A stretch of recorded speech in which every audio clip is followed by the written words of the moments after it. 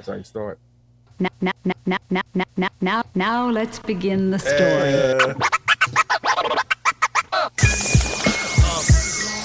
That time, motherfuckers. Dub down, motherfuckers. H-Town's finest 16 Shots podcast. I'm lightning with the blam blam. You got your third award. You got your third award t-shirt on today. It's not a t-shirt, it's a dry fit, but you know.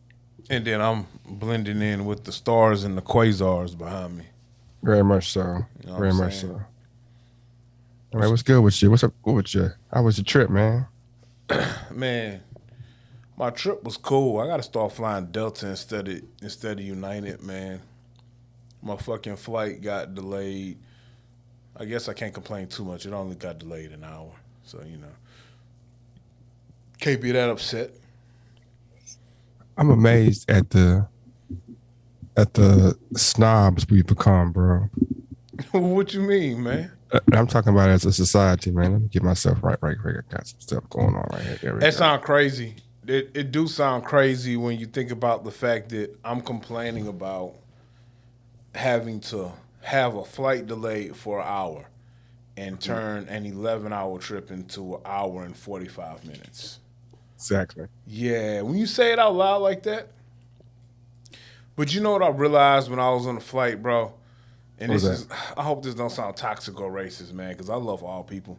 Uh-oh. Bro, nothing is worse than a spoiled Caucasian person in first class. Why you say that? Man, this one dude, so one dude, you know how you get on the plane, right? Uh-huh.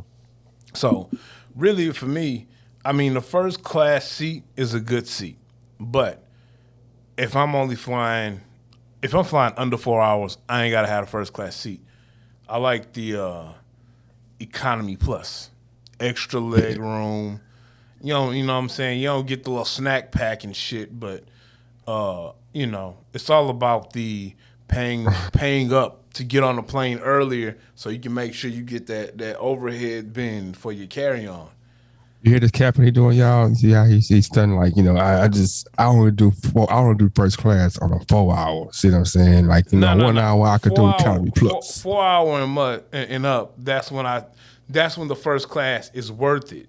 But so you gotta understand some shit. If I'm flying for work, the job paid for the plane ticket. So you know, it's always first class. No, it ain't always first class. It's the basic seats. No. Oh, no. But they paying for it? They paying for it. It's the basic of basic seats. But if the first class upgrade, and don't do it like 4 days before. You got to wait when you finna go check in for your flight. That's when you get them, because them seats will be like $170, and then it'll drop to like just extra $99. I'll pay the $99 because I ain't bought a seat. Makes sense. What you really should pay money for, in my opinion, is to board the plane like the priority boarding, because you make sure you get your overhead bin. Dude boarded. He missed his priority boarding because he was in first class, so he boarded in second group 2 with me. Yeah, and he was just like, "Oh my God, pay all this money for first class seats. You should be guaranteed space." You know what I'm saying? So he had to come back here with the peasants and, you know, put his carry on up there, man. And yeah, you know, and then I got the seat right behind first class. And so, you know, express jet, it's like, you know, I'm lounging, I got my feet in the aisle in first class, you know. Okay. You know, crazy Caucasian man was mad wilding. He was mad because his Chardonnay was room temperature or some shit like that. Like, they really be getting upset about the wildest of shits, man. I mean, have you ever had your Chardonnay not be the temperature you wanted, though? Like, Because I drink Hennessy. You can drink Hennessy any way you want it. On the rocks, you can drink it as a shot. You can drink it room temperature, splash of Coke, some lemonade. It doesn't matter because it's going to burn going down anyway. This is true. You know, it don't matter, you know. So they need to stop drinking them friendly-ass drinks. But, you know, how was your weekend?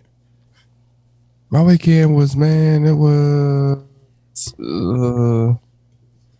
how was my weekend? It was good, man. I had almost a low moment, like a super low moment.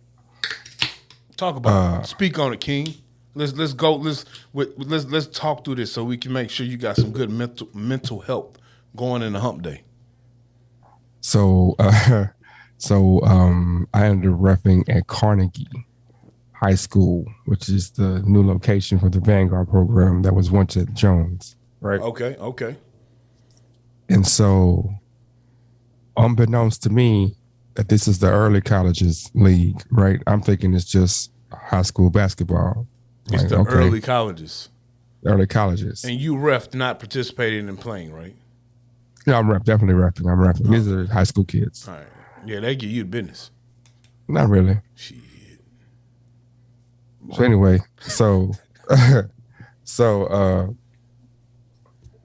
I'm thinking to myself like, damn, man, Jones used to be something like, I used to be competing for championships. What is this, man?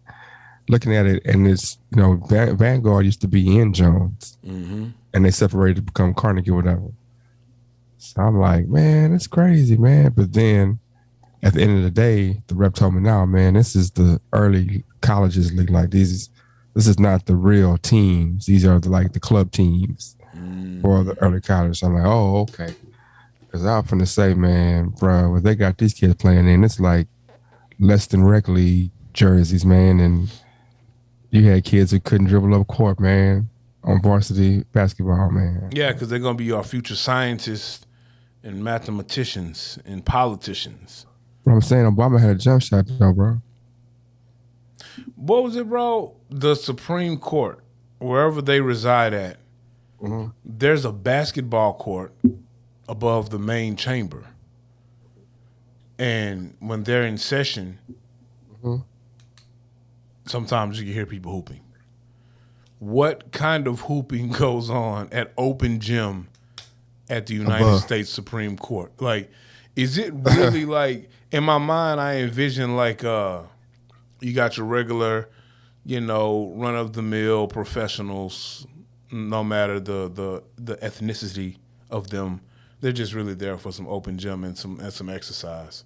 I doubt it. It can't be. And then you got that one brother who it's two of them. It's always gonna be two of them. One of them is gonna be like a legit lawyer, went to law school, smart as fuck. He just happened to can jump out the gym and chose to focus on law more than the NBA. Okay. He gonna be a good 6'6", 6'7". Yeah. And then he got his partner on as security. The security at the Supreme Court probably making $90 a year, bro. Yeah. And he just was, he was that cat that the only reason why he ain't got no record is because he was chasing hoes over money and was like, nah, nigga, tonight I'm finna go smash this little something over here. So he ain't get caught up in the drive-by. Yeah. He gonna be a legit 6'3". Yeah. And they gonna dominate open gym, bro. Niggas will be flying. That what I'm finna say. Like, the reason why I think it can't be anything athletic or competitive going on, because the first time you hear "nigga what," and you in the Supreme Court, man, and you hear "hell no, nigga," you probably go hit at it. Oh, or Supreme Court open gym at the Supreme Court is gonna be the one security guard who just snuck all his partners in. Oh man, and the whole hood in the hooping. Like, you bring your partners who hood, but know how to act. You know what I'm saying? Yeah. Just open gym. So it's like a cool conversation. Like, yeah, man, I just came and get some hoops up, man. I haven't played really since high school.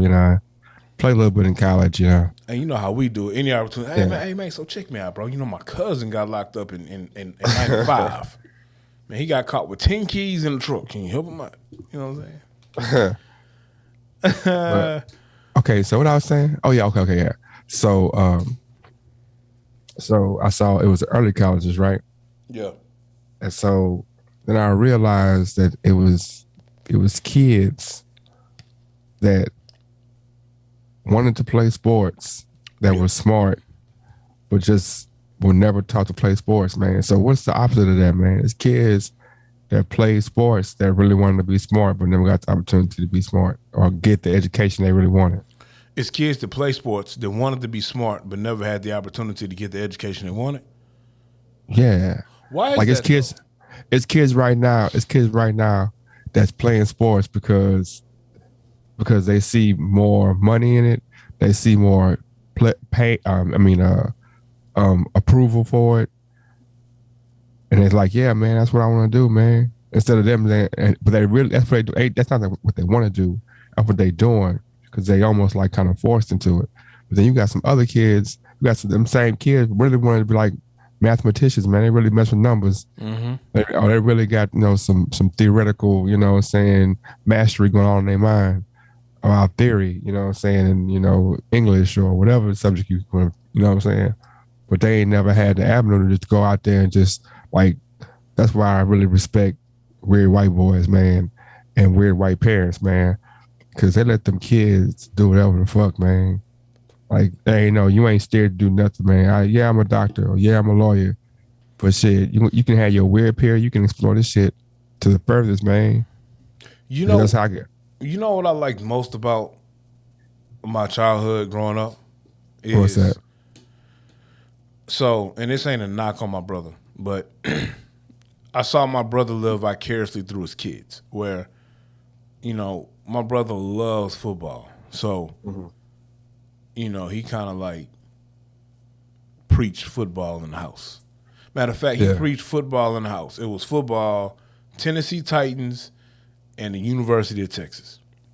So my oldest nephew grew up in love with UT. You know what I'm saying? Yeah. My brother, just like any hood nigga from the clock, got a love for UT because Vince Young went to UT. Of course. My brother ain't get two shits about UT until Vince Young went. So yeah, you know what I'm saying? My nephews growing up, love of football, love of UT football. My parents, however, they didn't put me in a box. So whatever I said I wanted to try, my mom, my dad, they were like, cool, we'll do it. Yeah. I said hey man, I was elementary, I want to play violin. All right, play the violin, nigga. You know what I'm saying? And whatever I started, I had to finish. So if I said I want to play tennis, I couldn't say I want to play tennis, start playing tennis, and a weekend I'm like, hey, you know what? I don't like tennis. I ain't gonna play no more. Nah, nigga, you finished the season. You know what I'm saying? So my mom and dad, especially my mom, man, my mom made sure I was exposed to, whatever I said I wanted to do. And then she even like exposed me to different shit, bro. I was in the summertime going to fucking nature camp, bro. Learning how to plant seeds and shit at some bullshit in Memorial Park. Yeah. And I think that was good, bro. That's where you get some of that, like you said, some of the weird white parents who let their kids find themselves. My parents allowed me to find myself and supported everything I do.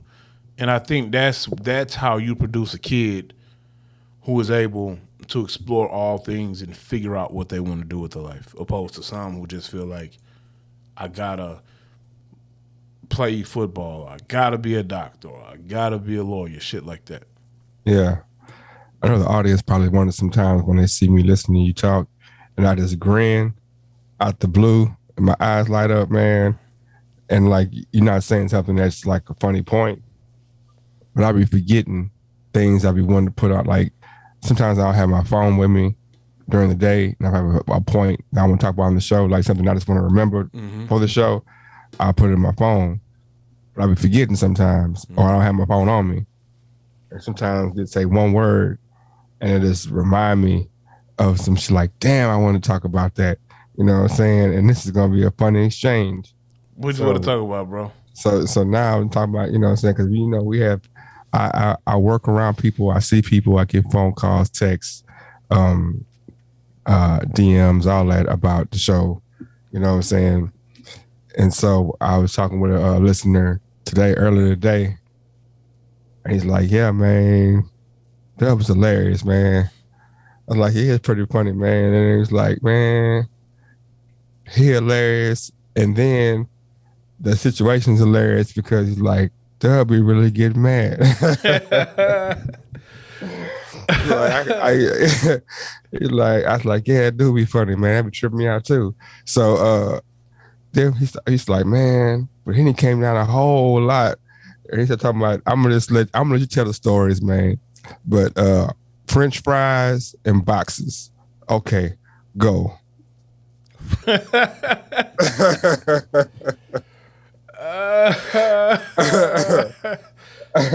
Man, who are you talking to know me long enough to know about the French fries and boxes? I'm just saying, man. I'm just saying, man. Man, like, that was a long time ago when I was a young buck working at Waterworld. You know what I'm saying? And so oh, I was man. working in water, and every time a nigga pissed me off, I go in the freezer and I just punch the shit out of fry boxes. So, you know what I'm saying? Kev and Droop, man, they'll go in there to get the fries and be like, man, why is there fries on the floor? Why is it holes in the fucking boxes? Who did? Dub did this, bro. Man, those was the good old days, bro. Fucking holes in fry boxes, man. Bro. That's hilarious. Man, yeah, I realized today I just had my job is really not that stressful, bro. I might have, now that I think about it, I might have like one stressful point in work once a month, bro. And it'd be like it'd be some bullshit, bro. It doesn't even be like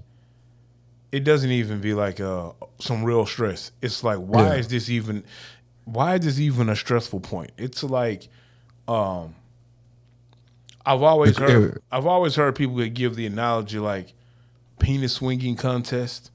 Yeah. But my personality, I really don't be doing that bullshit. And so, yeah, the only time there's an issue in my job is a penis swinging contest from people who make it's a penis swinging contest from people who make way too much money to even give a fuck. You know what I'm saying? Like, the amount of money these people make, I'm like, why is this even an issue? Y'all should be just enjoying the money y'all make by doing nothing. So once a month, that's like my frustration. Has nothing to do with my performance. Has everything to do with people literally who have titles above me in penis swinging contests. And I just said to myself, I've come a long way because I'm sitting here talking to this man of another race, and he's lying to me, bro. Like, he's telling nothing but lies. And I'm like, I literally just got off the phone with my supervisor. I know exactly what you said. And now you running this shit to me trying to be buddy-buddy like you didn't say that bullshit. Yeah. And like my mom always tell me, like, you man, your facial expressions, you gotta watch your facial expressions. So Yeah. I make sure I wear my glasses and I speak in a non-confrontational tone. I don't say hood trigger words. But this time I ain't have my glasses on today. Oh, so you can see. And my work shirt was a little strong. So if from the upper chest up, I looked a little buff. You don't look at the gut. I looked a little buff. So I think homie thought I was gonna swing on him. And it's like he's giving me the bullshit, and I'm making sure I say all the right words that you're taught in corporate bullshitting and teamwork. Yeah, man, I understand we got to work together. Yeah, man, no worries, man. Oh, yeah, that's that bullshit above us. Me and you were on the same page. Yeah. But my facial expressions and my body language and my hand movements said, I'm put hands on you if you say this bullshit one more time, bro. I got to work on that, bro. I got to work on that. I've worked on not slapping people. Now I got to work on, not scaring people of another race. And I don't even think I'm that big of a guy. I'm 6 feet, bro, 280, 285. We already had a listener come on here and say the whole 9 yards, like already say, hey, man, you're kind of a menacing looking dude, man. If you just, from just the visual, people wouldn't think that you play around. My wife said I need to smile more. Yeah, everybody should smile more. Bro, that's always been a knock. Even at the fucking YMCA. Oh, you don't smile. That's why you can't get the promotion. And I'm like, I'll be having the best day ever. Literally every day. I'm in the greatest of moods, bug. I'll be having the best day ever. And people think I'm mad. Well, they will think you're mad if you don't look happy, man. I'm always happy, bro. And I say that's on the inside. See what I'm saying? I know it's a mindset and everything, I'm always but happy, bro. it's just if you don't look happy, it's like I said, what they say, if you have on a blue suit and a gun and a badge and something happened and you walk on by and you're like, man, I'm just wearing this, man. I ain't no cop. I just like to wear badges and have guns in my, you know what I'm saying? If you look the part, man, they're gonna believe you the part no matter if you're part or not. I'm working on losing weight, bro. I don't even want to be skinny. I just want to be a little slim so I can wear like the slim fit suits to work, and maybe that's less menacing. That is the most metrosexual thing I've ever heard. It's like, yeah, man, I want to slim up, man, so I can wear a slim foot suit. Yeah, that wasn't the most metrosexual thing you've ever heard, bro. I Wow. wanna I wanna wear a slim fit suit, man, because that's like slim fits. Man, I like the athletic cut suit, bro, and I'll be almost there besides the gut in the back row. I did the dashiki with the slacks the other day, man. I think I had, you know what I'm saying, the black and gold. I went to a Christmas party, man. I fuck with the dashikis, bro, but your dashiki one is fire as mine. I gotta get a new one. I mean, it was pretty fire. I sent the picture. I seen the picture, man. I'll put it up on the. In fact, you know what? I'll put it up now, man. Hey, I'm gonna say it, bro. Like dashiki suits is comfortable as fuck because it's like I don't. Let's see. I'm not wearing the dashiki suit because I know all the history behind it. Yeah. Literally, I'm wearing the dashiki suit because it's comfortable. I like the look of it. You know what I'm saying? Also, like my Muslim brothers, they be wearing, I don't know the proper name of it. It's not a dashiki because the shirt that they wear is pretty long, bro. Are you talking about the long dress, the shirt dress? I call them a shirt dress. It's a shirt dress, but them hoes look comfortable. I just because you're wearing a dress. That's the thing, bro. I can't go that far. I mean, you are if you do that though. You're wearing a dress, man. I'm not gonna call our brothers of Islam. I'm not gonna tell them they're wearing a dress, bro. Well, it's not a dress to them, but to us, if you describe it 17 different ways, like, yeah, I got this long shirt and it comes past my waist almost to my knees, or no, really to my knees. I've seen some like I've seen some that wear them and it goes past the knees, like Steven Jackson. What I was saying. I follow the IG, bro. It's just a company called King's Cloth, bro, and they're pretty fire, bro. I said I was gonna order like one or two of them. The one I want probably stops at the thigh. You can rock them with jeans. The problem is I'm not a Muslim, and I don't know if you're supposed to wear it if you're not a part of Islam. And I'm really in between religions right now. I'm kind of Christian, kind of Muslim. I don't know which one I want to lean to. I don't know. I mean, do your thing, man. They don't have no pattern on the dashiki, man. I want to make sure I'm representing the thing I need to represent, bro. And I'm kind of in between two religions right now. I'm feeling Islam, but I was born Christian. I was raised Christian. Born Christian. I was raised in a Christian household, man. So I'm kind of on the fence, man. You gonna give up meat, bro? Pause. Okay, I'm sorry. You gonna give up swine to white women? I don't really fool with white women because I'm married. I have to give up the bacon though. The bacon and pan sausage is about the only swine I eat. I'm not big on pork chops. I will eat pork chops twice a year. And every time I eat the pork chops, I regret it. I'm like, God damn it, I ate this pork, I got a headache.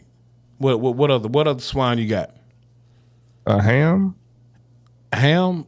Yeah. Nah, man, only ham I fuck with is Mike Ham. You know what I'm saying? Devout listener to the pod. No homo. You know what I'm talking about? Only ham to with Mike Ham. I like that one, man. I hope he puts that one. I fucks with Mike Ham, bro. I need to go. Yeah. Mike Ham, my guy. What else you got? Try to put up this dashiki for you, man, right quick. Here we go. But yeah, that's tough, man. That's tough when you're talking about especially religious, man, because like your mindset really has. Not that you can't do it. I'm just saying it's not for you. It's for anybody. That your mindset has changed completely, man. Because normally you're switching your, like you said, from stuff you've been told since a kid. You know what I'm saying? Like so. But see, and the other piece is like growing up as a kid, I've been around both religions. So like I've known. When I say I've been around both religions intimately, I grew up in a Christian church, Christian house. I have relatives who are Islamic, who part of the nation, all of that. Yeah. So I know people, and I've been around both religions intimately. I really think they're the same, bro. I really think it's almost the same. Just some stories are different here and there. Some people who are participants of these stories kind of slightly differ, have slightly different roles, you know. But we'll get into the differences and discuss that on another pod when we're being mature. But yeah, I really think it's one and the same, bro. If I was to switch religions or pick one, I would pick Buddhism always. Oh well, I mean, if I just had to pick like a religion, Yeah. just to like not if I was really worried about my salvation. If I just want to pick a religion, to practice some shit, I Yeah. probably would be the people. That's gonna sound crazy when I say this. The people in India, they worship Krishna. Am I correct? Lord Krishna. Yeah. I forgot what that's called, but Yeah, I I forgot the think name I of think it. is that Taoist? Maybe. I forgot the name of it, bro. I just love the whole little like Indian culture, bro. So I will fuck with that because they wear something similar to dashikis, just real colorful. Mm-hmm. Yeah. I'll fuck with that. And then their deity has many arms. Gotta fuck with the many arms deity if you just worshiping deities to worship them. It looks the coolest. You know what I'm saying? Uh, that's Hinduism, by the way. Hinduism. There we And go. Put the red and dot right here, I think, or is that just for the yeah, young ladies? Yeah. I'll fuck with that shit. Only because I like the little culture, bro. You get married, have like a little Indian wedding, bro. It's like so fly. Got the hookah flowing. I'm not gonna say. Yeah, I'm gonna say what I'm. You very much metrosexualize your religion choice too, man. Because you said a lot about the dress. Like, yeah, man, the clothes, man. You know what I'm saying? The clothes, they be having clothes and stuff, and the clothes be, so I can dress up. You know what I'm I've been saying? rocking my turbans lately too, bro. Like, I haven't been rocking the Nick Cannon I haven't been rocking the Nick Cannon fortune teller turban. Just the regular, Abu Dhabi, I'm in the desert type head wrap. I fucks with them.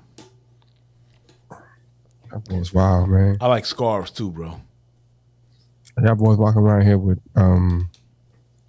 cashmere suede do rags, man. So we talked about my jury idol, if you would Yeah. have that. It definitely was Baby. Okay. Baby starter kit back in the day. These new niggas, all these big ass Cubans they got on, that shit cool. Nah, Baby had the game on lock. My fashion inspiration, however, and I just reflected. We finna talk two things about this guy.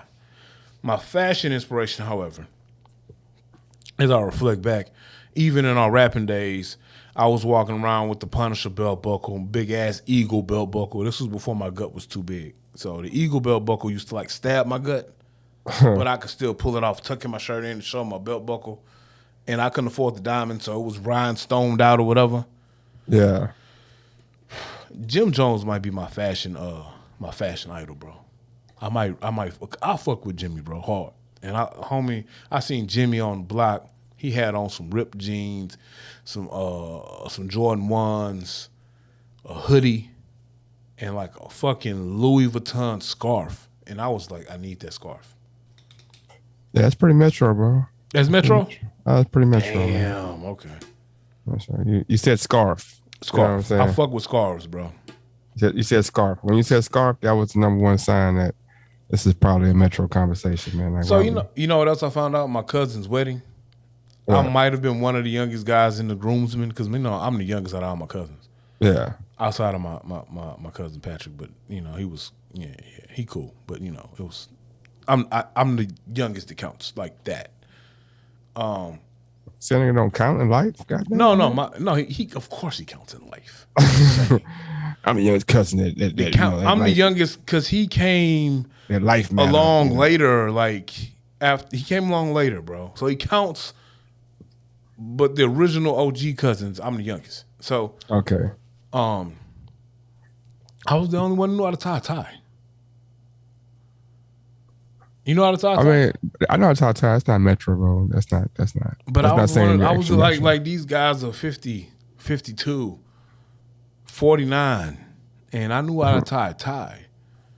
And I'm like, damn, that's crazy. I'm 40, youngest dude here. I know how to tie a tie. My grandfather taught me how to tie. My grandfather taught me how to tie a tie. He said you should always have a watch on.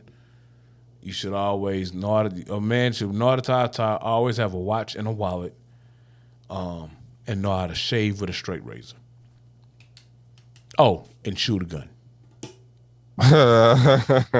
Yeah. So vicariously, you thinking that I'm talking down on your grandfather? That's why you being so heated, man. No. But my grandfather. So now that I think about it, and I actually thought about this. I thought about this a couple of weeks ago. After me and you had a conversation, man. Shout out to Snoop Dogg and his 19 crimes wine. I'm sipping the 19 crimes Cali Red. So I really had this conversation. I mean, we had this conversation a couple of weeks ago, and I thought about it after the pod. I was like, why do I love guns so much? Yeah. So after I got past the bullshit excuses of why any two-way person is gonna tell you why they like guns or protect my family, hunt, do sport, shit like that. You know what I'm saying? Why do I really like guns? And I thought about it. I harkened back to the times when I would spend time with my grandfather in his apartment, and he loved guns. And we would practice what we would do if an intruder came in the apartment. Hold up, time out. So you trying to tell everybody on the pod that your grandpa was Combat Joe? Hey man, not too much. Rogers Williams was the greatest man I know outside of my dad. You saying y'all was in there like doing practicing what would happen if a intruder came in? No. He was telling me like what I need to do, showing me how you supposed to hold the gun. How old were you when this happened? Shit. 5th, 6th grade? 12, 13? Something like that.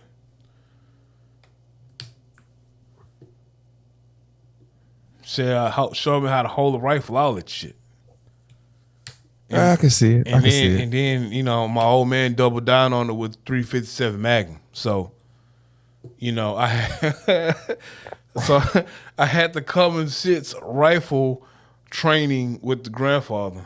Yeah. And then when I got home, I had the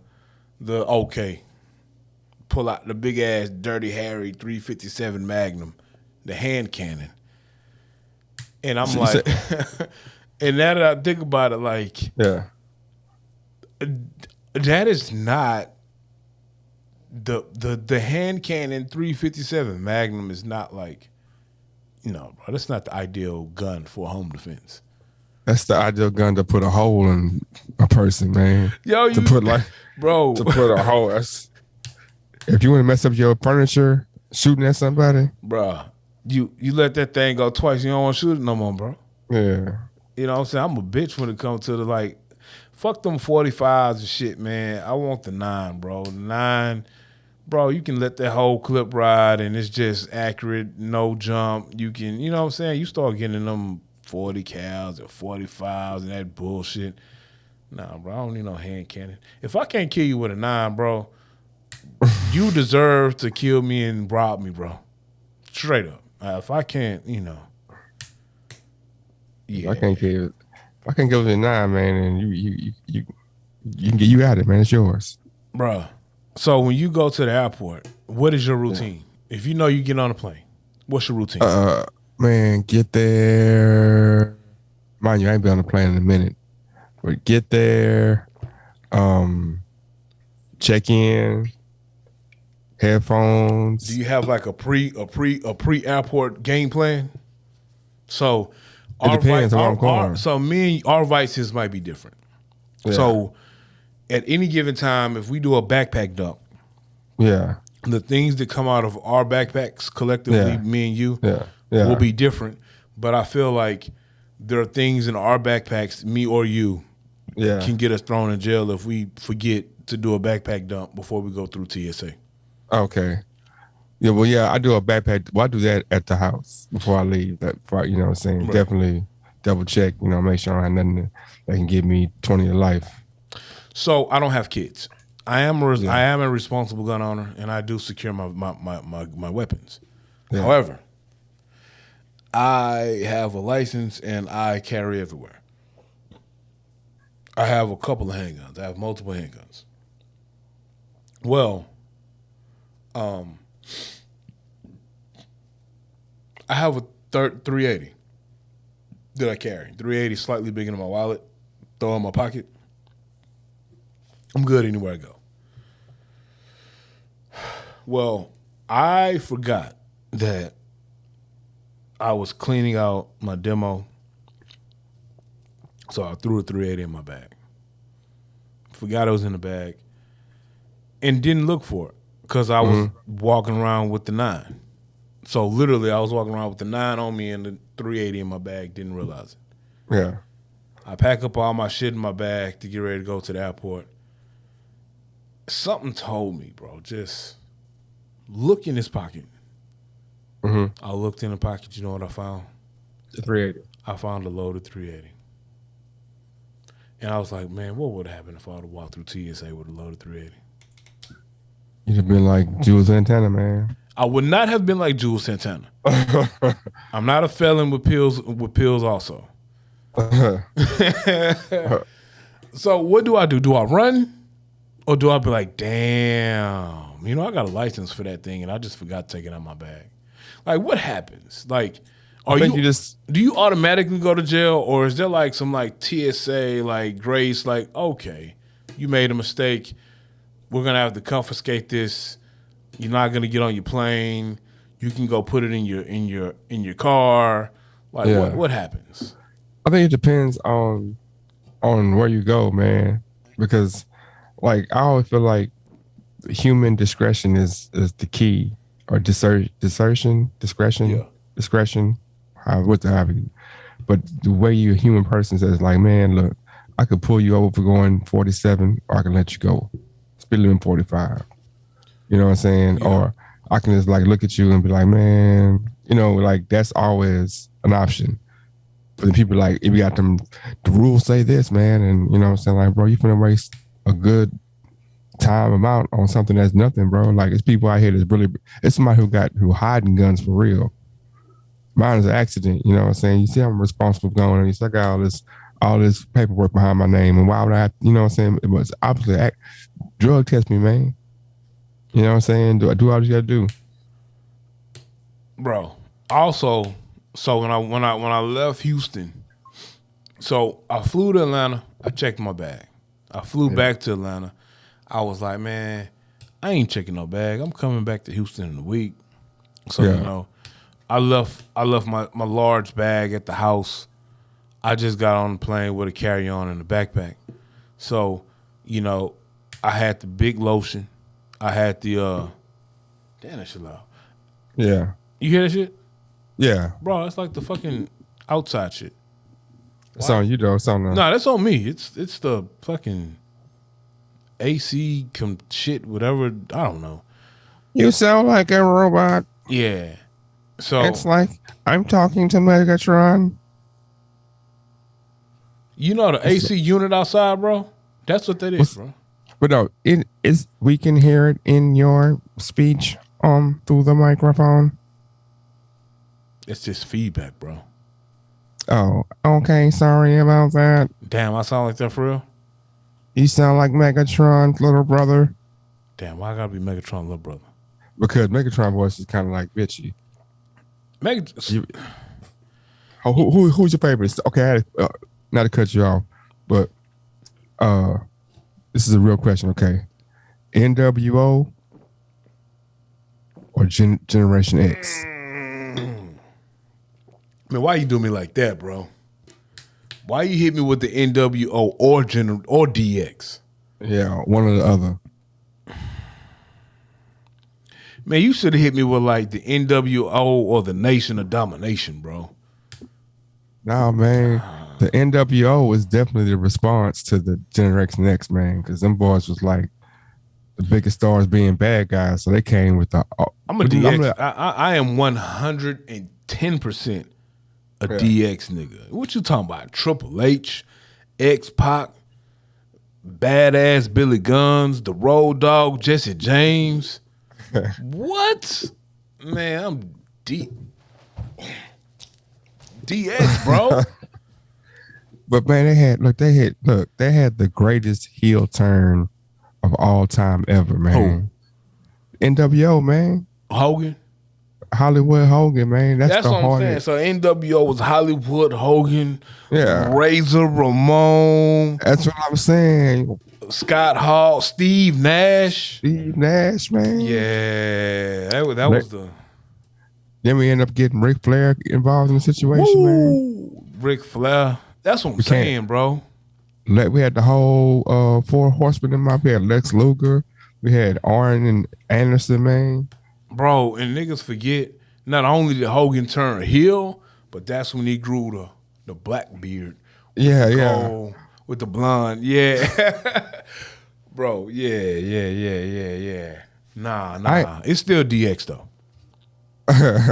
Hogan tripped me out with that. It's like, man, you done found a way to wear tights, man, your entire career, man. Even when you went bad, you just wore black tights. He never wore jeans, y'all wore tights. All right, so what about, so if DX reigned supreme, NWO and the corporation. You remember who the corporation was, right? That was the white boys, right? Yeah, see, I think the corporation had the best muscle because it was Ric Flair, but it was old Ric Flair. With Batista and Randy Orton. Yeah. And I think he had Triple H with him because this was after DX. Yeah. Because it's like Triple H went corporate, you know what I'm saying? Yeah.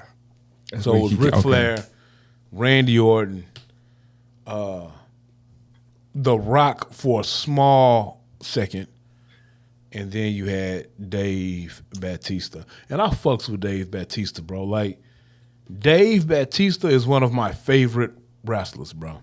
Yeah, but he can't act to save his life, man. You know what his best acting has been in? Guardians of the Galaxy, bro. Because he ain't got to say much. But that nigga is hilarious in Guardians of the Galaxy, bro. Yeah, because his lines are like, he got straight. Because when he been like, you ever seen Stuber? Who? Stuber. Is that when he's like baby? It's like he's babysitting or some shit? No, it's like he get an Uber. He's a cop who like got real bad eyesight, and he get an Uber to help him with the investigation, and it's like undercover, whatever. Him and the Indian dude from Eternals. Nah, fam, I ain't seen that. Yeah, man, he can't act at all, bro. So Guardians of the Galaxy is his best work. I liked Batista also in the Man with the Iron Fist. He was bronze body. But he ain't have to talk though. We've talked about it before, but I think that's one of our first shows. But since this being one of our last shows of the year, who is your top 5 wrestlers, man? Top 5 wrestlers. Yeah. I'm pretty sure, because I'm a human being, my list is going to contradict itself. So if you go back and listen to the first time we said this, it's going to be different. But number 1 is Stone Cold Steve Austin. Okay, boo. Boo. Yeah, Stone Cold Steve Austin? Go ahead. I'm sorry. Number 2 has to be the Ultimate fucking Warrior. Okay. You know I'm sliding my homie in there, Dwayne Johnson, Brock. That's 3. Okay. So you asking me today. 4 and 5. 4th got to be Coco Bewell. The Birdman. The Birdman. And so the 5th one is hard. Because the 5th one is going to be a toss-up between a couple of wrestlers. And I'm going to pick one, but it's going to be between Triple H. It's going to be between the Heartbreak Kid.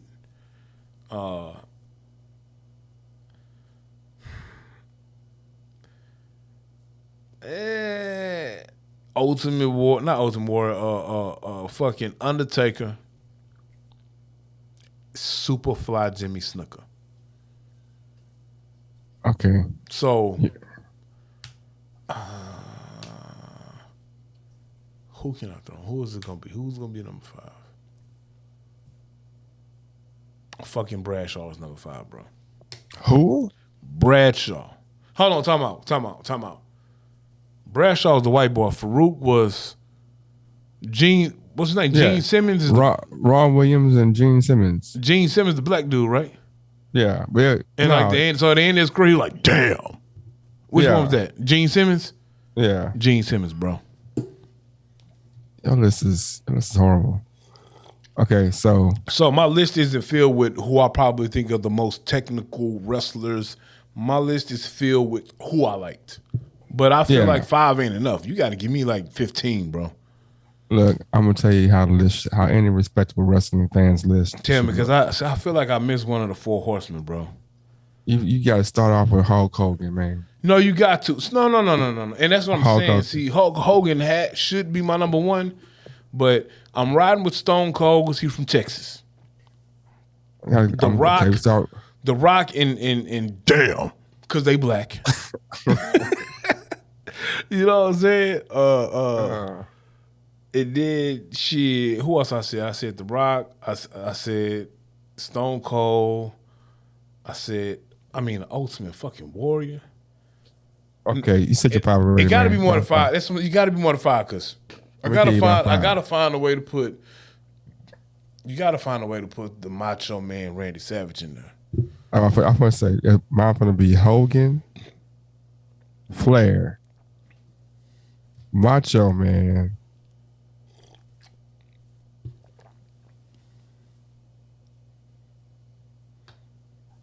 Goldberg, Man, fuck Goldberg, bro. and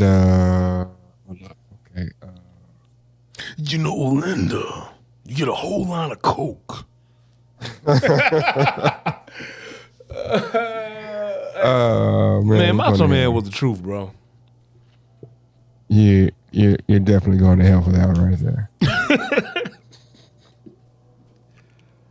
Camacho Man Randy Savage was the truth, bro. But I'm saying, okay, so what I said Hulk Hogan. You said Hulk Hogan. I said Hulk Hogan. I said you did this? Yeah, man, I'm a gangster like that, bro. Somebody did this. All right. Somebody did this. Boy, fabulous. All right, so you got Hogan. Hogan, Macho Man, Flair. Goldberg. Who you 5th? You gotta be Taker, bro. Who? You gotta be the Undertaker, bro. No. I got a question after your 5th. I was gonna say, man, it's tough, man, because that 5th, man, could really, like, who is the greatest heel of all time? The greatest heel of all time? Yeah. Everybody turned heel and then turned non-heel. Yeah, but who was the best at it though? Like, who was that? The greatest heel. So, in my humble opinion, the greatest heel of all time has to be a toss-up between Flair and Hogan, simply because they arguably can be called the greatest wrestlers of all time. I see how you minimized me and made yourself larger. That's okay though. Pause. So I'm gonna tell you why I wasn't. Well, I'm gonna tell you. I'm not gonna do that because you think I'm just saying that. No, I won't. But I would love to hear your opinion. No, when I say I'm gonna tell you why I wasn't, when I'm like, or when I say that in response to what you say, I'm not saying that saying this to minimize your point of view. Although you minimalized me, we're in the boardroom. Okay. Yeah. Okay. So I'm saying that because I'm just giving an important view, but the best heel of all time, bro, probably the original like high level Roddy Piper, man. Whoa, I forgot about Roddy Piper. And Piper's, what was the little segment he had? Like a talk show? Yeah, man. He had his own talk show, bro, and he used to whoop people on his talk show, man. All right, let's talk about the greatest heels. Give me your 5 greatest heels of all time. Okay, Roddy Piper. Roddy Piper. I gotta go with Undertaker. Taker. No, what? No. Not All Undertaker. right, pause. No, Hold on, pause. Let's pause. Who was better? Recording stopped. No, not that pause. Oh, okay. Recording in progress. Okay. Who was the Undertaker or Kane? See, I'm gonna say neither one of them. I'm gonna say Paul Bearer, really. Paul Bearer. That's Yeah. I didn't think of that. Why For Paul them- Bearer?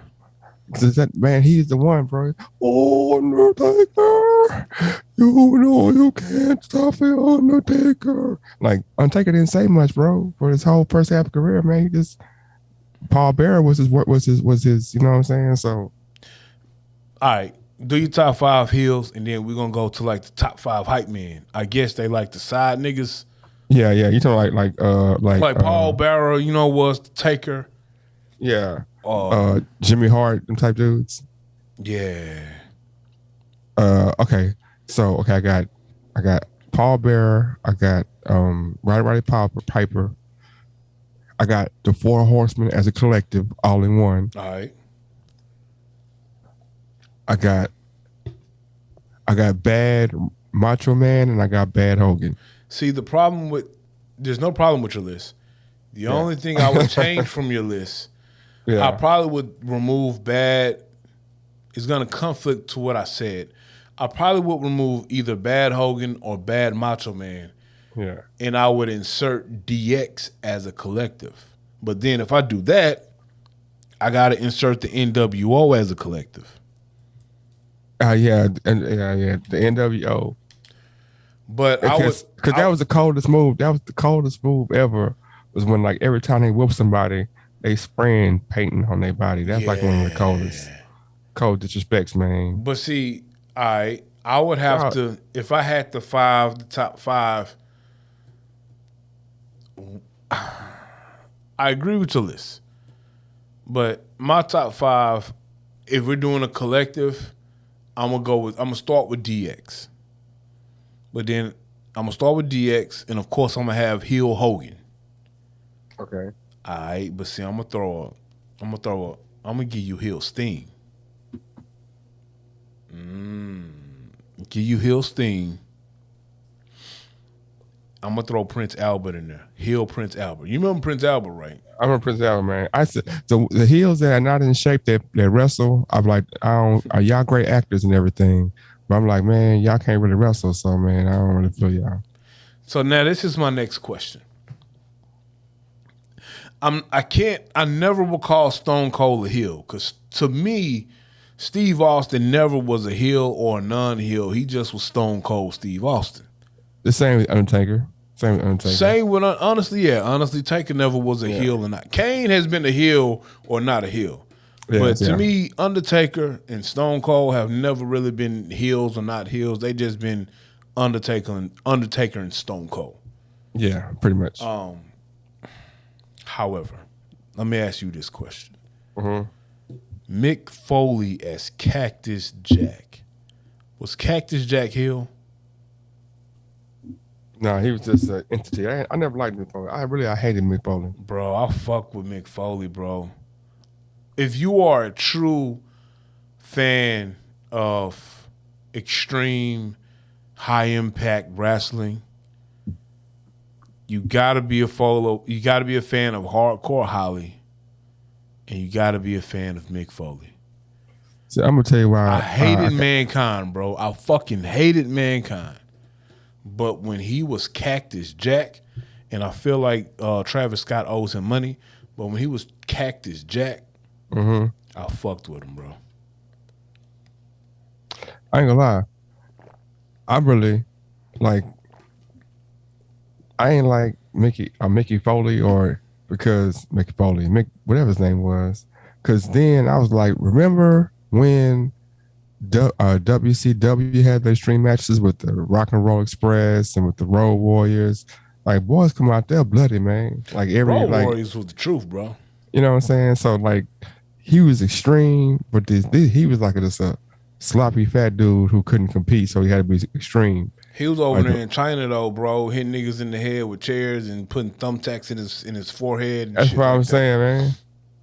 But the Rock and Roll Express and them type dudes, they got bloodied, but they really could wrestle. You know what I'm saying too. So it's like we could this scrap with y'all this old, this getaway, but we also got moves. Like we got high flying moves, bro. We Rock and Roll Express was so everyday white boy looking, man. Does anybody remember when John Cena first came on the scene? And I'm not trying to be funny. I feel like he was 40 pounds heavier than you when he came on the scene, bro. He ran out there. He had on some green tights, John Cena. Yeah. Ran out there, bro. I forgot what his little gimmick was. It was some bullshit. But he was a small, little, pale white boy. Got his ass beat. Next time we seen him was 4 months later, and he was on rods, and he was what he became to be. And that's it, bro. I never was a fan of John Cena. I'm not a big fan of John Cena either, man. Nah, I fuck with The Rock, bro. Like, The Rock's my guy. Fuck with The Rock. John Cena? Nah, I don't fuck with John Cena. Who was the best, like sidekick / announcer dude, though? What's your top 5 on that? Jim Ross, and Jim Ross, man. Bro, I can't argue with that. But all right, damn, Ron Simmons. You remember what? It was him and the white boy. They were the acolytes. Am I correct? Yeah. What was Bradshaw Farouk, right? Yeah. Bradshaw, when he decided to stop wrestling and become an announcer, that dude was hilarious, bro. I never saw them. I ain't. Nah. Like so, for a minute, it was Bradshaw and Farouk, and that was beating niggas' asses, bro. I remember that. And ultimately, they couldn't get they were going back and forth with the Bushwhackers. So it was them and the Bushwhackers. Bro, at one time, them boys was like 1 and 2 when it came to tag teams. Yeah. And then I guess something happened where he had to just go be an announcer. And I think I hurt his back, I believe. Yeah, so I forgot his little gimmick, but of course he from Texas. Either from Texas or Oklahoma, one of the two. I think he was from Texas. Or he's from Texas. So his persona was just a cowboy, bro, like the little corporate cowboy. Oh yeah, what's the name? No, I'm looking at you, bro, because I'm like, I just noticed that if we do like this, like it's like you're really sitting there, I like I'm really listening to you. Like, yeah. No. It was like he was like really from Texas, bro. Cowboy hat and everything, and bro, all he did was just crack jokes on Jim Ross all day and talk bad about the Oklahoma Sooners. Yeah, he went to Texas because Steve Williams was a Sooner. Boomer Sooner. And he was Texas, I think. So them boys always go back and forth. But they were partners at one point. Yeah, that shit was funny though. Top 5 tag teams. Or do you even have 5? Easy, man. Give them to me. Okay, I'm gonna tell you, I'm gonna go backwards. All right. The superpowers, Hogan and Randy Macho Man Savage. You know, man, when I tag team with Hogan, I had a whole lot of coke. No, okay. You know what, brother? If you're going to do coke, you got to do it with all the coke you can find. You can't just get one line. I asked Elizabeth the other day. You got to do all the lines. Bitch, go get my coke. Bro, that's horrible, bro. That somebody dies like that, and we got jokes about it. Man, that's messed up. Oh, okay. You got after Camacho Man and Hogan, bro. Okay, Macho Man and Hogan. Then after that, I got it full. I got the Rock and Roll Express. No. I got the Von Erichs as a whole collective. Okay. That's tough. Yeah. Okay, 3. The wrestler Von Erichs is hard to. Yeah. At 3, I got the Rock and Roll Express. All right. Who you got at 2? At 2, man. okay, I gotta put like a. This is not my real two, but they did this one thing that's so iconic that they just in that they ain't two. They just like parentheses right here because they wrestling them was kind of dookie. Their thing was kind of lame. They did this one thing that's iconic. That's like number two all time thing. So they ain't my number two, but they my like mystery two. Like they my you know Harlem Heat for when that nigga Booker T called Hulk Hogan a nigga. Nigga, oh. It's like, nigga, oh. Oh. Nigga. Talk to him, bro. Talk to him, nigga. Is that what Cudway be get talk to him? Is that what we got us? Because you know them niggas love wrestling, bro. It might be, man, because that boy. Nigga, oh, talk to him, brother. Oh, Hogan, nigga. Oh. Look, if he just would have called him a nigga and kept going, nobody would have noticed. Nah, they definitely would have noticed, man. They've been like, did they call Hulk Hogan a nigga? Did they? Boy, Mean Gene say. Let me tell you something, Mean Gene. He just called me a nigga. Okay, so that's my go. Come on, number two though. My number two. Oh shit. My number two would be Hawk and Animal, the Road Warriors. Definitely. And my number one, it's gonna throw you off, man. My number one, it's gonna be the Steiner Brothers, man. Nah, bro, the Steiner Brothers is tough. And see, that's where you like with them wrestling families. Yeah. Between the Von Erichs, the Steiner Brothers, and the fucking Hart Brothers, bro. Yeah. Them like three iconic wrestling families, bro. Because one of them Hart Brothers, the British Bulldogs, one of them niggas. Nah. I feel like, it wasn't, who was them niggas?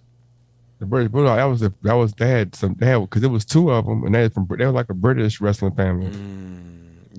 So that's my number 5. British Bulldogs number 5. Okay. And then kind of racist though. We'll keep going. Why is it racist, bro? I don't know. I just feel like it's racist against people from England.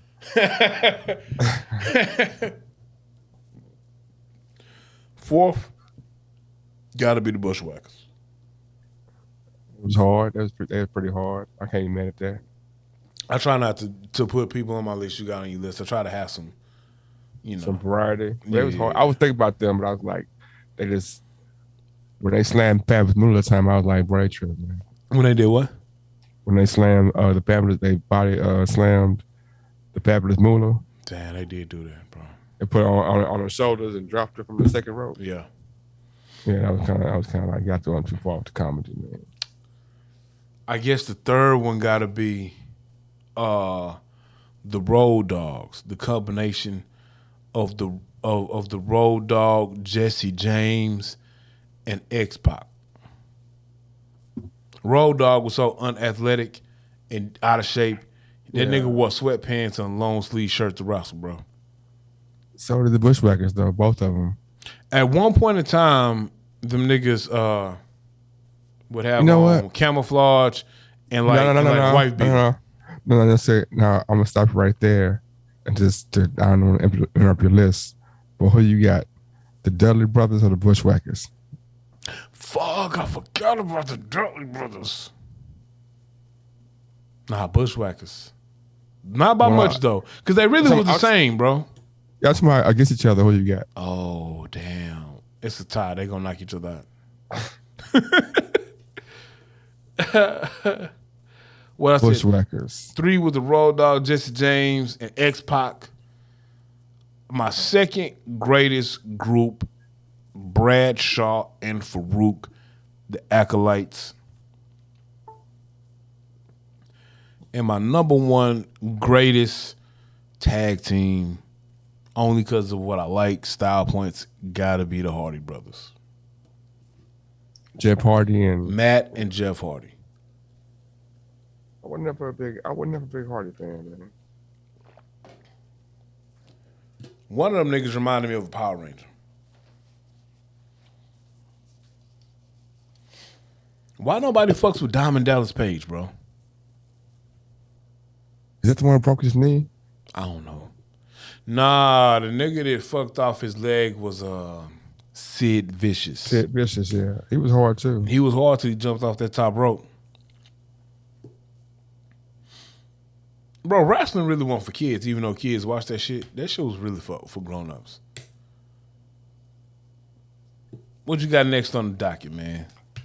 Okay, so hold up. Can we pause right quick?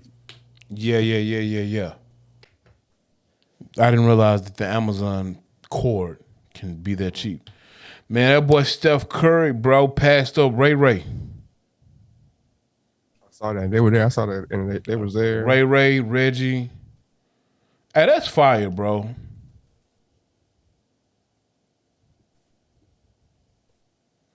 How tall is Steph? How tall is Chef Curry, bro? 6'3", 6'3.5", maybe 6'4". Make the phone call, bro. What's up? I need to see what's up on my paint commission, bro. That's between y'all, man.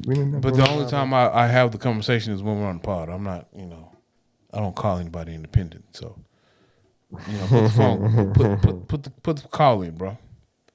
I'm not calling that person, man. Bro, you a hater. We don't have any beef or anything, but it's like, I can't just be calling people willy-nilly, man. We got so many people that we need to talk to. It's unfair to them to put somebody on the show 3 times. I thought said person was gonna be a staple though, once a week. I thought so too, man. And what happened? Y'all had a disagreement of this terms? This guy right here. No, nothing happened, man. I think we didn't pod on Sunday. No, we didn't. What you got next, bro? Steph Curry, a.k.a. Well, technically, he's not the Curry that was called Chef Curry. The thing is, the whole thing about it is this though. It's like, bro, the volume amount of how many threes would Reggie Miller have, bro, if he shot that whole 16 times a game? Like how many threes? How many threes would Ray Allen have if he shot the ball? Contrary to everyone's belief, Ray Allen and Reggie Miller had other aspects of their game. Like, I want to say for the first 5 years, how long did Ray Allen play in Milwaukee? Probably like 6. For the first 6 years of Ray Allen's NBA career, it really was a mixture of the mid-range and just gorilla dunking on the whole 5 of the next team with some threes sprinkled in. Like, niggas really forget that one Ray Allen, a.k.a. Jesus Shuttleworth, will come down the court and just gorilla dunk the whole squad. Niggas forget that. Yeah, I mean, a lot of niggas only remember like Boston Celtics, Miami Heat Ray Allen, who made a living from beyond the arc because he was Jesus when it came to shooting the three. Some people forget that at least 7 years of his NBA career was spent gorilla dunking on everybody. That's why he was on Team Jordan. People forget that. I mean, Ray Allen might have been the most complete player to ever come out of college, man. Him and Grant Hill. Grant Hill drinks Sprite. So Ray Allen, to me, he could do everything that D Wade did, plus shoot the three at a better clip. Plus shoot, man. Shoot better, period, bro. The last shot he took in college, man, was a step back game winner from mid range, man. And that's what I'm saying. Like I fucks with D Wade. D Wade's my guy. Yeah. But D Wade should still be playing if he had a better outside shot. Possibly. I think some of the reason why D Wade ain't playing anymore is because D Wade just didn't want to play anymore. And he was old. Yeah, but like Ray was still hitting quality threes, bro. Like, but D Wade and Chris Bosh and LeBron James have a ring because of Ray Allen's 3-point shooting, bro. He's wet. That's true. Yeah. He's wet from behind the arc, bro. He's wet and he's clutch, man. Are you ready to call Chris Paul the point guard? Point guard, he's up there. He's the point guard, bro. No, he ain't better than Magic, man. Magic don't count. That's the point guard, man. Magic don't count. Chris Paul is the point guard. Because Magic, what make Magic so called? Magic could have went and got 30 without shooting it, without passing. He could have went and got 30, man. You know what was good for Chris Paul? Playing with James Harden was good for Chris Paul. Where you say that? I don't think Chris Paul ever played with such a prolific scorer until he came to Houston. But also the fact that I feel like when he was in New Orleans, when he was in LA, he could distribute the ball. I mean, for the longest, all he had to do was just drive to the hole and throw the ball up. Blake Griffin and then DeAndre Jordan was just getting dunks. He came to Houston. He was forced to shoot more because James Harden would be like double, triple teamed. Yeah. And I think because of that experience, that's why he is what he is in Phoenix right now. I mean, he's a mid-range killer. Chris Paul ain't going to be no three-point killer. But mid-range, like he is killing from the lost art of the mid-range. I feel like him and Sean Livingston, bro. When Sean Livingston was in the league, bro, that was like they shit. Yeah, but Chris Paul, man, quiet as kept. He can't. Curry got too much for Chris Paul, man. That's his nemesis. Of course Steph Curry got too much for Chris Paul. That's the reason why Chris Paul ain't got rings. Is because the Rockets and Curry, man. But more Curry. Oh, if it weren't for Steph, bro, Chris Paul will have at least 2. James will have 3. Yeah. And I feel like that's what's fucked up about Harden. Niggas is kind of low-key kind of saying Harden trash this year because of the ref officiating shit. Truth be told, bro, Harden should have 3 rings. But Harden number 5, man. And I'm like, 5 or 6. It doesn't matter what James Harden does right now in the NBA, as long as he's back on the team with Kevin Durant, his efforts are gonna be overshadowed because everybody feels like KD is the best player in the league, bro. And no matter what Harden does, bro, if the Nets win this year, Harden can drop 40 points per game in a best of 7 series in the finals. KD is going to get the bulk of the credit, bro. Bro, Harden, I think Harden 90, he like 90 or 83s behind Ray Allen, man. I mean, behind Reggie Miller. Niggas sleep on James, bro. James Harden, the truth, bro. And I'll come on here and talk shit about James. It's only because of how he left H-Time, bro. If I have to be fully transparent, James Harden, the truth, bro. But he ain't gonna never. If he wins the ring with KD, it's gonna be like when KD won the ring with Golden State, bro. Niggas don't respect KD's championships, bro. But he got one though, man. In all actuality, they got rings with KD because of KD. Like Steph has never been the Finals MVP on his team. What I'm saying is that then if you can't respect KD ring, you can't respect none of LeBron's rings, man. None of whose rings? Not LeBron's. Let me think about it. Because if KD goes to Golden State and wins with Curry, LeBron went got D Wade and Chris Bosh. LeBron went got Kyrie and Love, man. LeBron never went to a team that could have won a ring without him, though. That's the thing. No, they built teams, so they built the team and lost to. They built the team and they lost to the Spurs, and then he went to Cleveland, and didn't he lose to Golden State? He lost. They built a team 4-5 times, and he lost to the Spurs. He lost to the Spurs. He lost to the Spurs. Who else? He lost to the Spurs. He lost to the. Damn, who else was it? He built teams and lost. Dallas. He lost to the Spurs. Lost to Dallas. Lost to Golden State. In Miami, he ran in a Dirk and lost. Yeah. So I feel like no matter how many rings LeBron got, D Wade has one up on LeBron because D Wade legit put Miami on his back and won a ring. Now he did have Shaq. He didn't have a 30 and 15 Shaq. He had an 18 and 10 Shaq. Yeah, that's still very good. But it's still very good. However, to get those rings in a best of 7 series versus the Dallas Mavericks, D Wade had to drop 40 every game. But man, Jason Terry, JJ Carrera, Sean Marion, bro. That's what we was going up against. And Dirk. And you had LeBron James, D Wade, Chris Bosh, and some ancillaries to go with that too. Bro, you just named a fire team. No, you just named me Jason Terry. You just named me Sean Marion.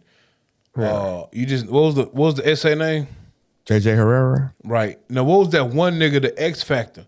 It was a nigga, he had like the little dread shits, the little plat shits before they was popping. Oh, you talking about DeJohn Stevenson? And then he was like out the league in 3 seasons, bro. DeJohn Stevenson, that's who it was, DeJohn Stevenson. That nigga he was gorilla dunking on everybody, bro. And then and you still got Dirk on your squad, bro. No, Miami had Mario Chalmers. They had some shit over there too, man. They had some shit they had proven itself. D Wade before. had to drop 40, bro. I remember that season because I'm a D Wade guy. Yeah. That playoffs, D Wade was dropping 30 a game. I feel like he used all his juice that season. If you got D Wade dropping what he dropping, you did have Mario Chalmers. What was the nigga that got his headband slapped? I feel like he played for Miami that year. I might be wrong though. Are you talking about Eddie House? I think he did too. Yeah, I think Eddie House was playing for Miami that year. I might be wrong, but Eddie House, niggas slip on Eddie House, bro. Eddie House was nice. Now I'm a D Wade guy. Yeah, but if KD got an asterisk, LeBron definitely has to have an asterisk, man. Because if you're saying KD had a powerful team around him, and LeBron had a powerful team around him too. So this is the thing. Now that I think about it, a lot of niggas will say KD rings got an asterisk because he left Oklahoma City and went to a Golden State Warriors team that didn't need him. Now, if he would have went to that Golden State Warriors team and been an ancillary piece, I can put an asterisk by his rings. Okay. He went to a Golden State Warriors team that probably didn't need him, but he showed them they couldn't win without him. Because the moment he was hurt, they didn't win. He's the coldest player in the world, bro. And that's tough, bro. How do you guard a 7-foot monster who can score from any angle, from any part of the court, can handle the ball like a guard? How do you guard him, bro? You can't. You don't. Look, the Rockets what's the little youngster they put on him, bro? Oh no, I know they played the other day. The nigga with the streak in his fro, bro. The little former. Oh, you talking about Capella? Niggas was hating on Capella, bro. But that matchup of Clint Capella holding KD, bro. I mean, he ain't have enough, but who has enough? Bro, I saw replays where every time KD put a shot up, he had a 7-footer with a hand in his face, and he was knocking down buckets, bro.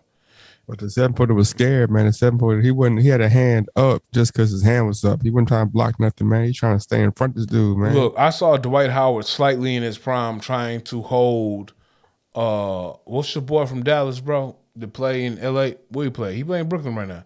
LaMarcus Aldridge. Yeah. I saw a Dwight Howard who was still slightly in his prime trying to check LaMarcus Aldridge. Every shot LaMarcus Aldridge put up, he had a hand in his face, bro. A legit here, bro. He was knocking down shots. LaMarcus Aldridge is like 18 a game this year, bro. Who? LaMarcus Aldridge is clowning this year, bro. LaMarcus Aldridge's talent has never been in question. The only time it was in question is when he went to San Antonio and put his game. He put his game on pause to play Popovich ball, and then he had the heart situation. Yeah. They got to be a Dallas thing because Because first Chris Bosh had it, now LaMarcus Aldridge had it.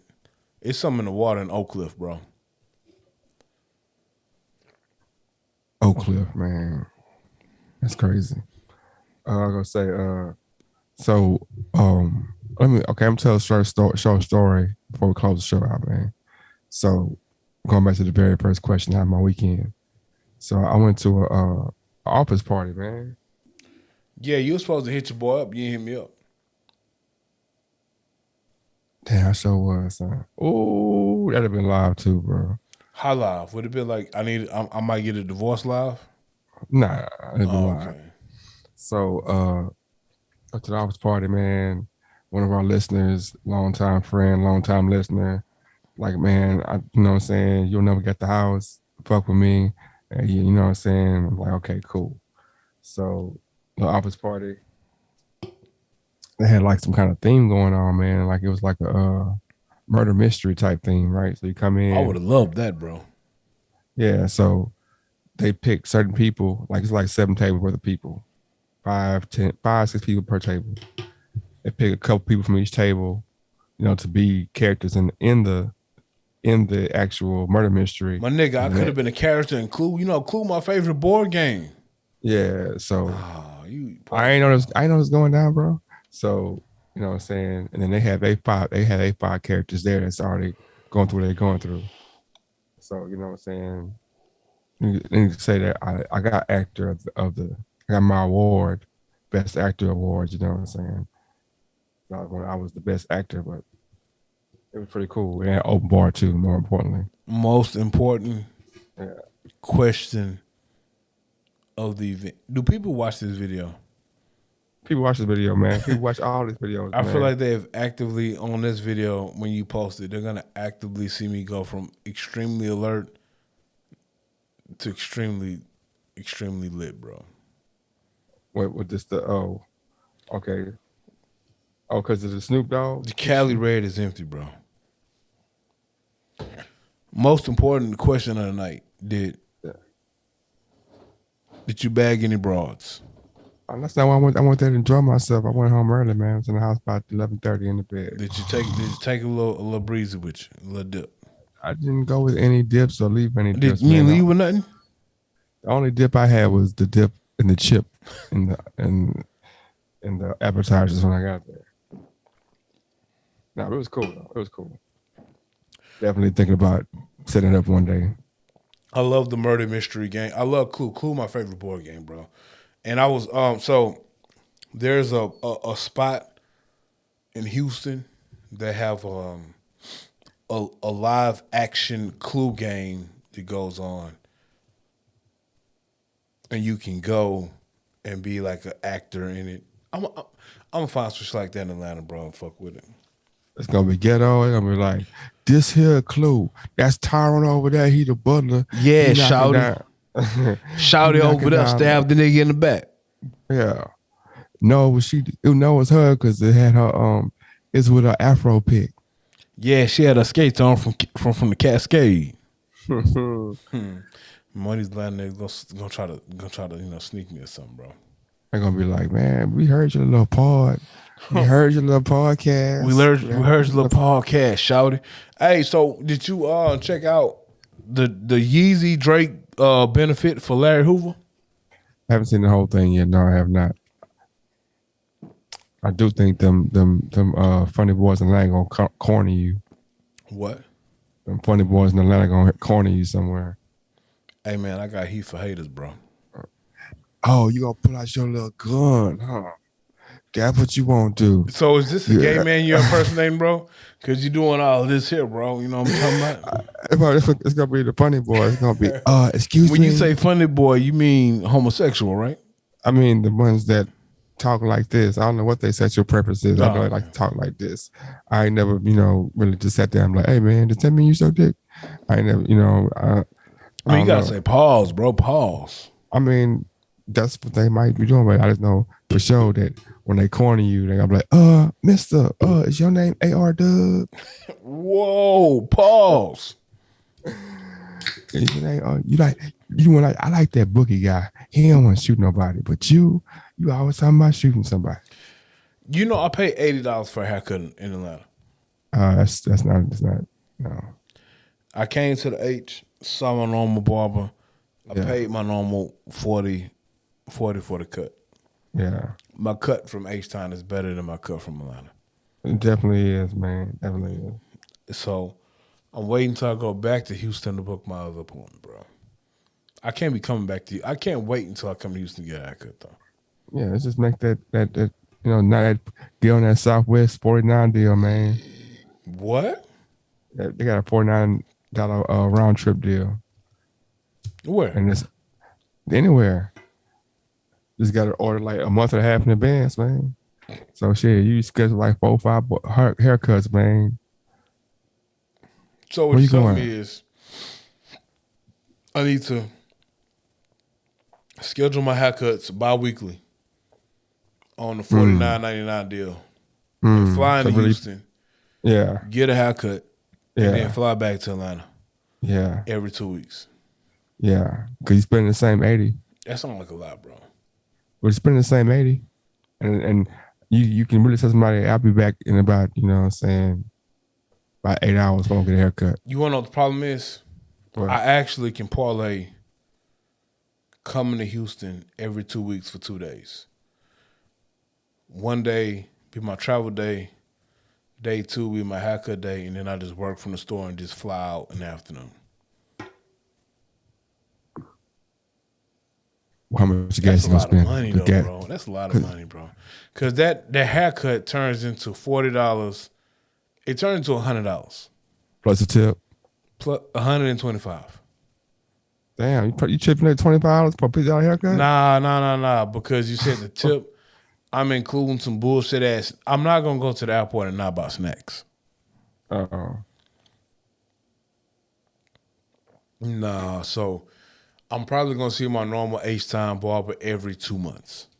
Now that's an exception this month because I saw last week, and I'm going back to H-Time next week. If I touch the city, I'm gonna get a haircut. Oh, Christmas, you gonna be in Galveston, right? G-Time. yes, sir. Who are gonna be at the? Is it a beach house? It's yeah, kind of sort of, yeah. Is it on the beach? I don't know yet. I haven't seen the. Who are gonna be there? It's like family, you know what I'm saying. What family gonna be there? I think it's people invited as far as Who are invited?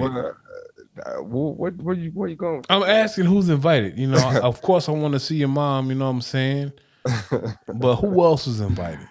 Just family that's in town, man. Like what family might be in town? Give me a I got a couple cousins, you know what I'm couple saying? cousins. Your Amy sister gonna be probably. in town? I don't know. I'm not sure. I haven't talked Is to it a possibility? Is there a hot tub on said premises? her. Man, does your wife listen to this, man? I'm asking, is it a hot tub on said premises? I'm not sure. It might be. If it's a hot tub on said premises, would you be okay if me and your sister have some wine in the hot tub, talk about, some scripts? I have some ideas. I wrote them down. I just want to pass them to her in a relaxing environment. Away from you. Weinstein, man. Just me. No. Weinstein is drugging and raping. I am conversating and relaxing with the OG Snoop Dogg 19 Crimes, a couple of scripts I've penned, you not being involved. How are you cool? Are you okay with that? I'm definitely sitting right there on the edge. Why are you on the edge, bro? This is between two adults, bro. We don't need you around. I'm just, throwing ideas out, helping for the plot. No. I don't need help with the plots. You know what I'm saying? Might be some plot holes in there like, man, how you going to be a mayor and, you know what I'm saying, he ain't graduated from college. You know what I'm saying? Got to have a college degree to be a mayor, man. No, I don't need no help with the plot holes. I just need you, bro. What female you bringing? All right, so no, bro, what are you talking about, man? Are you bringing an artiste? I'm not bringing any female. What are you talking about, man? Who at your house right now? What's her name? Nobody's here, man. You're lying, You always bro. ask me that. You always ask me that. Who's man. at the house? What's her name? Palmetto Johnson. I see what you did there, bro. I don't like it. I don't like Oh it. man. On that note, man, it's been another 16 shots, man. Hey, Dub. It's been another 16 Shots podcast with Young James Boogie and AR Dub.